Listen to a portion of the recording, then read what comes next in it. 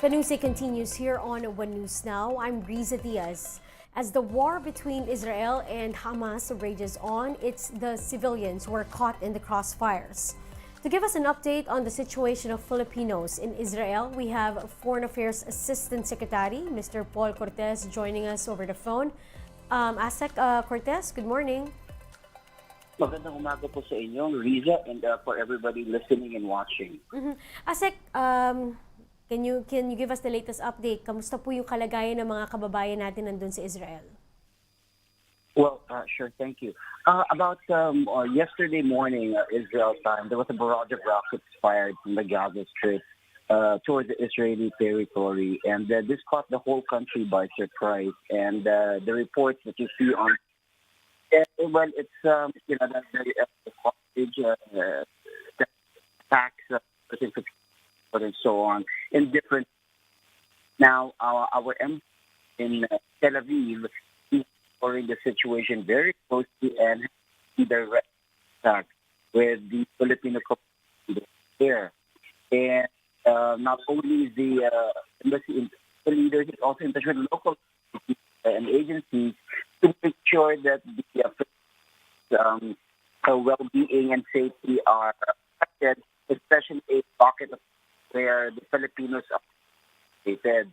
Now, our Pinoys to strictly follow the instructions of the Home Front Command and other relevant authorities at this time.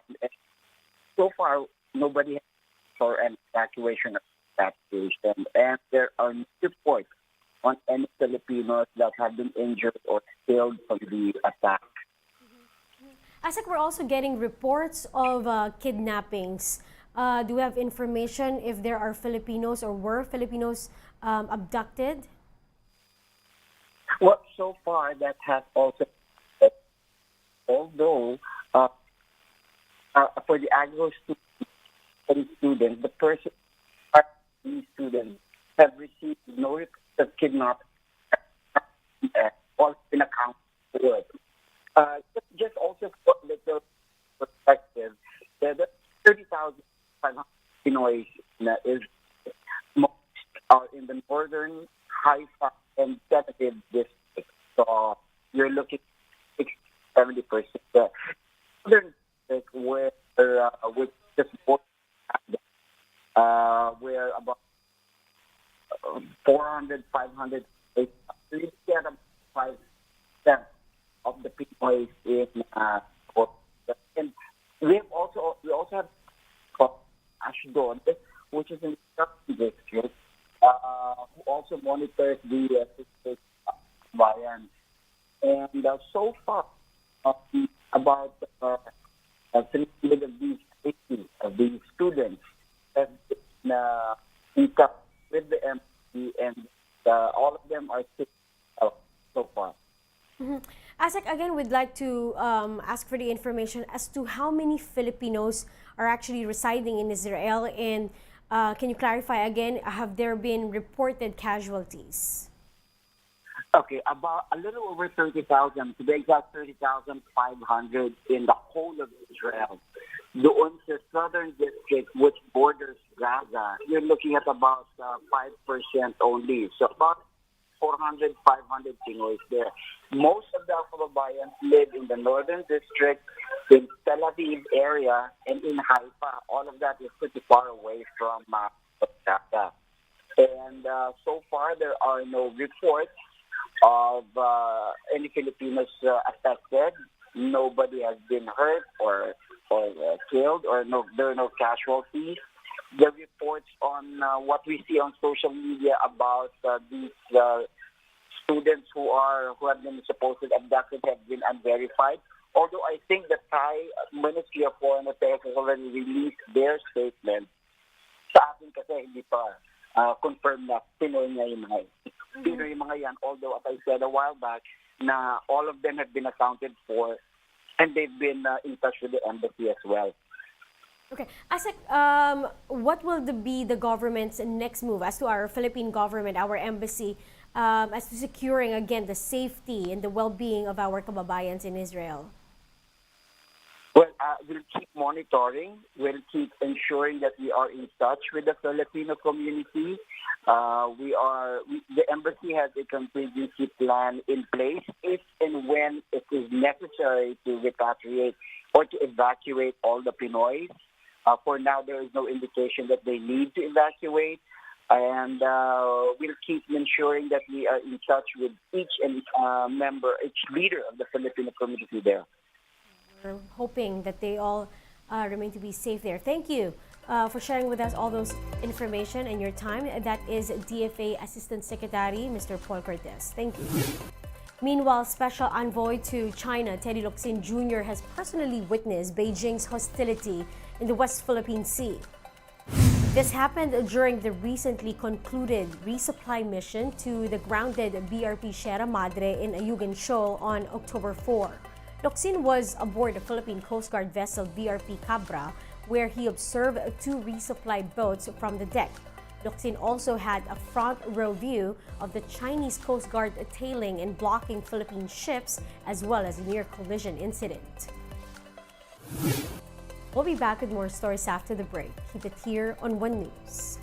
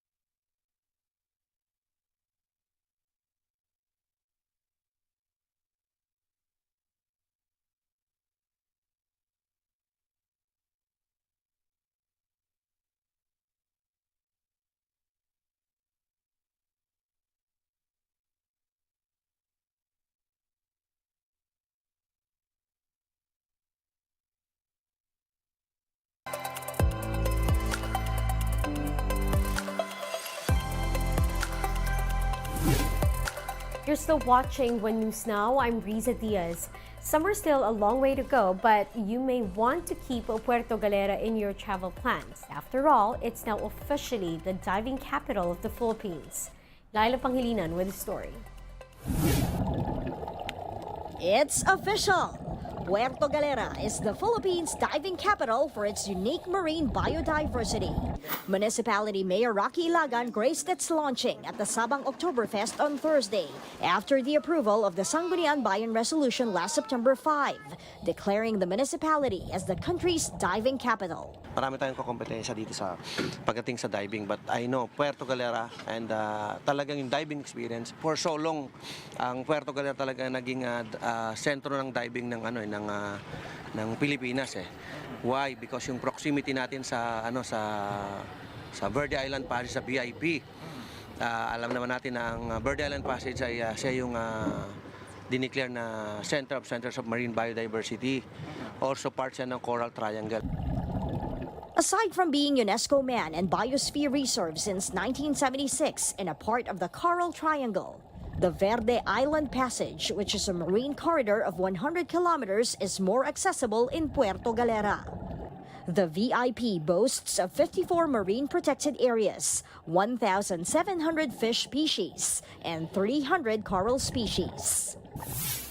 For one, Kobe keeps coming back to Puerto Galera because of its numerous dive sites. This is his 10th time to dive here. The range of dive sites, something like 35 different dive sites.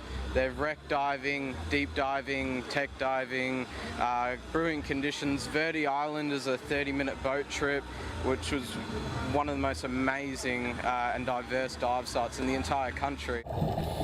In 2005, Puerto Galera received recognition from the Paris-based Le Plus Belle du Monde, or the most beautiful base in the world. Next week, the Municipal Environment and Natural Resources Office will be representing the coastal town in the 17th Congress of the Most Beautiful Base of the World, which will be held in South Korea. This would be a very big push, especially in foreign tourism that is recovering since the COVID-19 pandemic and the Oriental Mindoro oil spill. We start recovering. Nagsimula na kami. Natamaan din kami actually nung oil spill. But well, hindi naman direct. Yeah, not directly, but there were so many cancellation of bookings.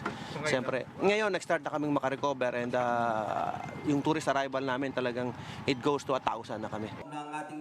The Department of Tourism recently concluded its first tourist dive dialogue with the government and non-government agencies, along with the private sector and diving industry to ensure sustainable diving tourism in the country. For its part, Puerto Galera makes it a point to conduct monthly shore and underwater cleanups to protect marine life and its habitat. For News 5, Laila Pangilinan, we are One News.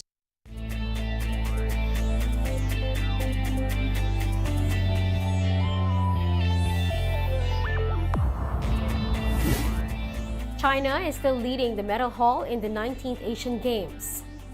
The host country currently has 382 medals, of which 200 are gold. This is followed by Japan and South Korea, as well as India and Uzbekistan. Philippines, meanwhile, is at the 17th spot with 4 golds, 2 silvers, and 12 bronze medals. Now, at this point, the Philippines has already tied its 2018 Asian Games campaign. There is hope for another gold from karateka Juna Tukii, who competes today as the Asian Games caps off. Those are the top stories of the hour. Join us later at 12 noon as we continue to monitor the day's biggest stories. I'm Riza Diaz. We are One News.